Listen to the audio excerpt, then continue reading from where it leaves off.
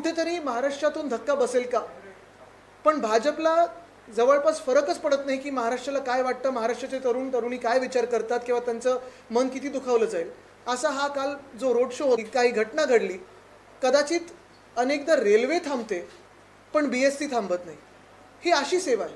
जगातली सर्वात परवडणारी उत्तम सेवा म्हणजे BST आहे. 5 किलोमीटरमध्ये 5 रुपयामध्ये 5 किलोमीटर जाऊ शकतो, 10 रुपयामध्ये 10 किलोमीटर, 15 रुपयामध्ये 15 किलोमीटर आणि 20 रुपयात तुम्ही कुठूनही कुठे जाऊ शकता. अशी बस सेवा ही उद्धव साहेबांनी मुंबईत उपलब्ध करून दिली होती. आपल्याला आठवत असेल आमचं जे युनियन बरोबर, सगळ्या युनियन बरोबर, मग त्याच्यात अनेक वेगळ्या वेगळ्या युनियन आहेत, त्यांच्याबरोबर अग्रीमेंट जे झालं होतं BSTचं आणि आमचं म्हणजे मुंबई महानगरपालिकेचं, त्यावेळी त्याच्यात 3,337 बसेस कमीत कमी चालवणं हे गरजेचं होतं.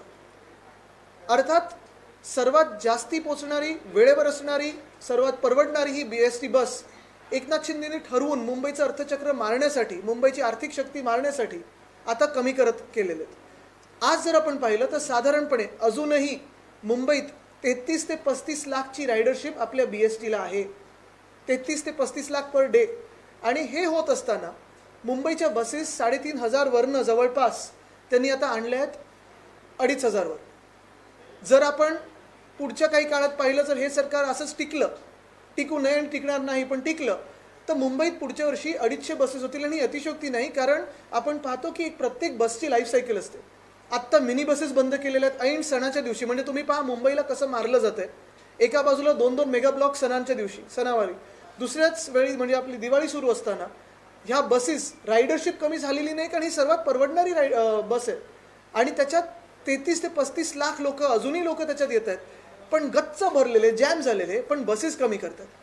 आपल्याला आठवत असेल आम्ही आमचं धोरण स्पष्ट केलं होतं की 2027 पर्यंत उद्धव साहेबांनी जो निर्णय घेतला होता की मुंबई महानगरपालिकेतून BSTला मदत पोचवून, म्हणजे अर्थात मग सगळ्यांचे पगार वेळेवर देऊन, दिवाळीचे बोनस असतील, ग्रॅच्युइटी असेल, पेन्शन असेल, हे सगळं करून BSTसाठी आमचं जे विजन होतं ते साफ होतं.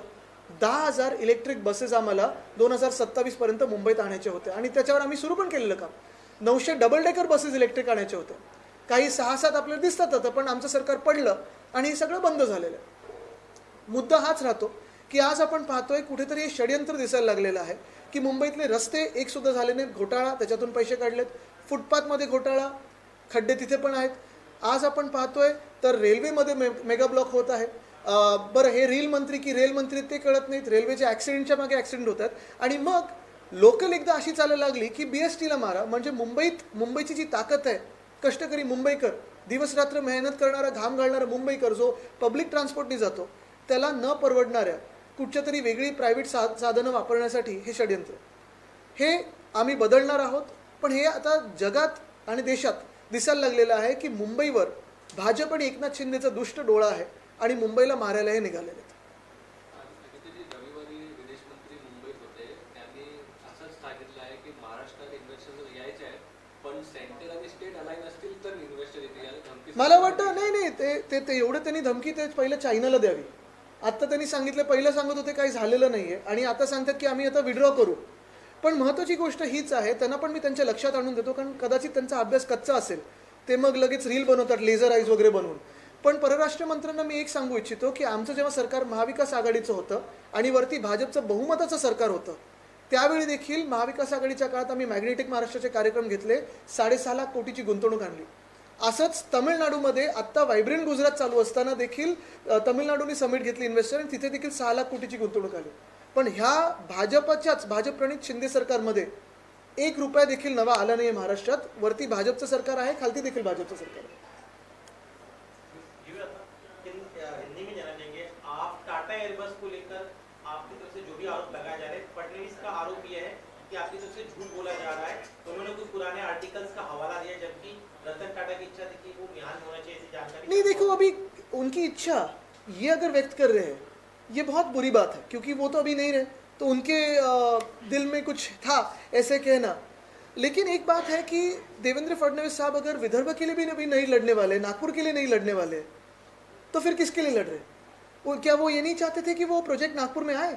हमें पता है फडणवीस साहब महाराष्ट्र के खिलाफ कार्रवाई करते हैं, काम करते हैं, लेकिन ये भी अभी नागपुर के खिलाफ भी काम करने लगे फडणवीस साहब, और वहाँ प्रोजेक्ट नहीं आना चाहते, तो फिर कैसे चलेगा ये सब? इसलिए नागपुर में भी परिवर्तन होगा। आप देखिए, नागपुर के लोगों को भी पता है कि ये एयरबस टाटा का प्रोजेक्ट फडणवीस साहब की सरकार और एकनाथ शिंदे जी की सरकार में ही गुजरात चली गई है, नहीं तो ये प्रोजेक्ट बिहार में आता। आप किस आधार पे कह रहे हैं कि फडणवीस और शिंदे की बुरी नजर, दुष्ट नजर महाराष्ट्र पर? मैंने यही कहा है, पिछले 2 सालों में अगर आप देखें तो हर एक जो जॉब अपॉर्चुनिटी या नए रोजगार की संधि महाराष्ट्र की तरफ आने वाली थी वो गुजरात भेजी गई है। फिर वो वेदांता फॉक्सकॉन हो, एयरबस टाटा हो, बल्क ड्रग पार्क हो, मेडिकल डिवाइस पार्क हो, सोलर एनर्जी इक्विपमेंट पार्क हो, काफ़ी सारी ऐसी चीज़ें हैं जो भेजी गई गुजरात। गुजरात जाने से कोई हमें आपत्ति नहीं, कोई भी राज्य में जाए कोई खिलाफ नहीं, लेकिन हमारे हक का जो है, हमारे अधिकारों का जो है वो छीन के मत दूसरों को दीजिए। इसके साथ ही में वो ये भी कह रहे हैं कि विदेश मंत्री जयशंकर ने कहा है कि राज्य का विकास तब बेहतर तरीके से नहीं, वो पहले फॉरेन पॉलिसी क्या है तय करे, क्योंकि अभी तो फॉरेन पॉलिसी काफ़ी कंफ्यूज लग रही है। सिर्फ उनका फोकस वो रील पे है जहां वो लेजर आइज दिखाते हैं, बाकी कुछ नहीं चल रहा है। पापा ने वॉर दिखा दिया ऐसे लगता है, लेकिन पता नहीं। मैंने तो उनसे पूछा था क्या बांग्लादेश में हिंदुओं पे अत्याचार हो, उसका कोई जवाब नहीं है। लेकिन ये बात भी स्पष्ट करना चाहता हूँ कि जब केंद्र में मोदी साहब की बहुमत की सरकार थी तभी हमारे यहाँ उद्धव बाला साहब ठाकरे चीफ मिनिस्टर थे, और उन 2.5 सालों में हमने 6.5 लाख करोड़ की इन्वेस्टमेंट महाराष्ट्र में लाए। अभी अगर आप देखें तो ऊपर भी भाजपा है, नीचे भी भाजपा है और एकनाथ शिंदे है, लेकिन ना 1 रुपया आया कोई। तो ये डबल इंजन में उनका दोनों इंजन फेल हो गए।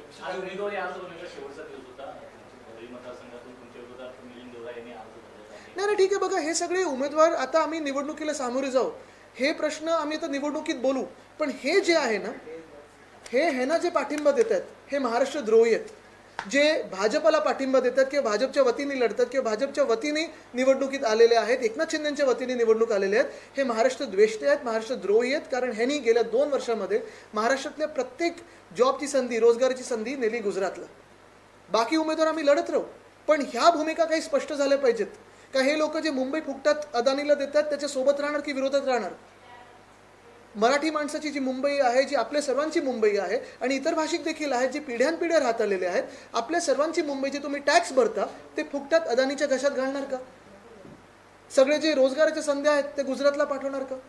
हा जो वाद आहे बघा, मराठी गुजराती वाद बिलकुल नाही आहे, पण महाराष्ट्र विरुद्ध गुजरात वाद, झारखंड विरुद्ध गुजरात वाद, यूपी विरुद्ध गुजरात वाद हा भाजप निर्माण करते। आणि हे जे आहे ना, हे मी जेव्हा बोलतो माझ्या जखमेवर मीठ चोळलेलं आहे ते म्हणजेच सगळ्या युवांच्या जखमेवर मीठ चोळलेलं आहे। कारण ज्यांना वाटत होतं की एखादी डिग्री मिळाली, इंजिनिअरिंगची असेल, एरोस्पेस इंजिनिअरिंगची असेल किंवा कुठची असेल, आणि विदर्भमध्ये असेल, महाराष्ट्रामध्ये, म्हणजे आपला जो एक अखंड महाराष्ट्र आपण बोलतो, मिहानच्या जवळ जे हे आपण आणणार होतो, तसंच रोह्यामध्ये, रायगडमध्ये आपण बल्क ड्रग पार्क आणणार होतो, हे सगळं तुम्ही पाठवले गुजरातला कशासाठी? आणि मग ह्या उमेदवारांनी उत्तर द्यावं जनतेला की पुढे मग मंत्रालय पण हलवणार का तुम्ही? Sir, you talked about crumbling public infrastructure. The government harps upon the fact that they have inaugurated projects like the Coastal Road or the Atal Setu. They said it was the NDA government that was creating obstructions as far as development projects are concerned. What is your stance? The man who's the illegal chief minister today is absolutely lying through his teeth, because he was the UD minister for the 2 years in our government. He was also looking into this project. So is he saying he's incapable, which I have already been saying? If you look at the projects he has handled, be it the northbound coastal road, it has been with him since 2014. Not a single pure cap has been put onto that northbound coastal road. Twice the contractors have changed, escalation has happened. He's as incapable as anyone can possibly be in the world. The coastal road southbound was our dream project initiated by us in the BMC. The minute our government was toppled, it has been delayed and the cost has been escalated. We would have finished the entire project by December 2023. The Worli-Shivdi connector was 48% complete by the time our government was toppled. After 2 years of our government being toppled, it is now only 57% complete. The MTHL should have been completed by October 2023. It was only inaugurated in Jan end of 2024 because I tweeted 6 times to the Prime Minister to request him to give time for the VVIP inauguration.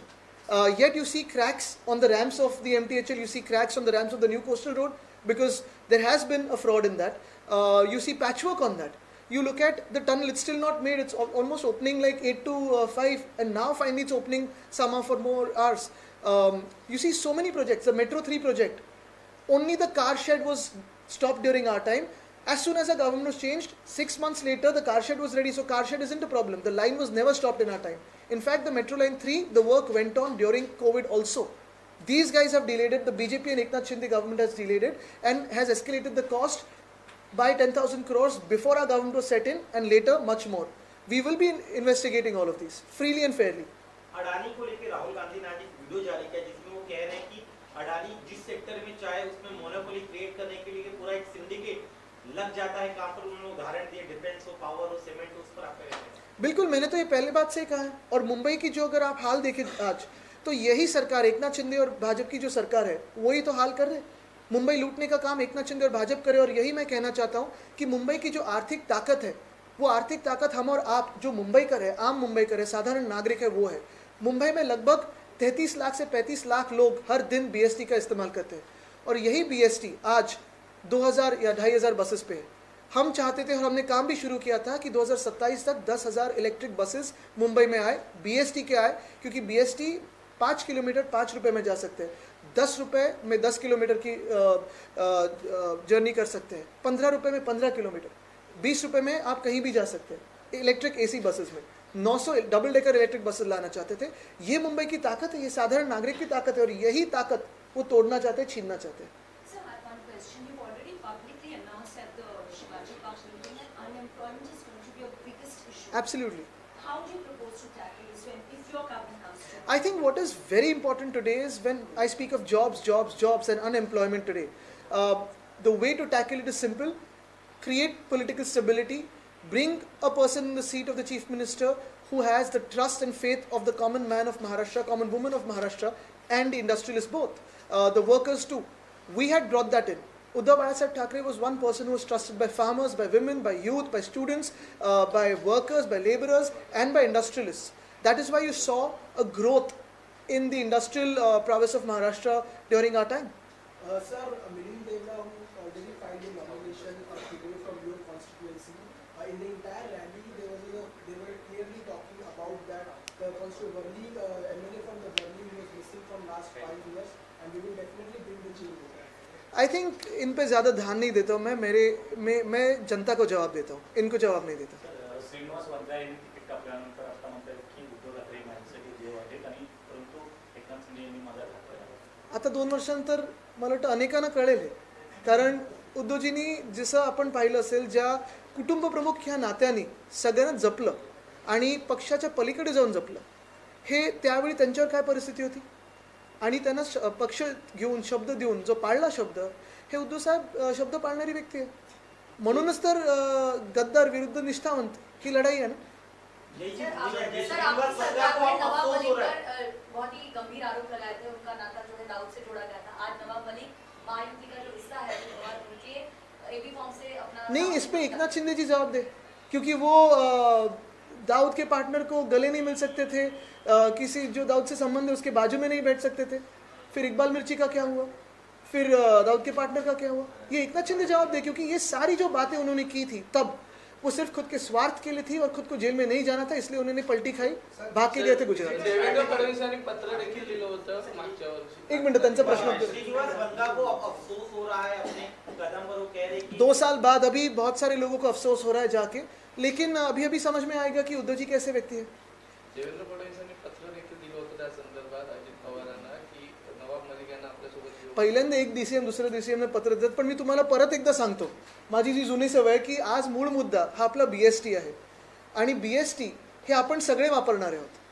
कितीही राजकारण झालं, कितीही कोणी उमेदवारीचा form भरला, कोणी किती मोठ्या छोट्या ह्याच्यात कोणी नसतं, आम्ही सगळे उमेदवार आहोत, निवडणुका लढू.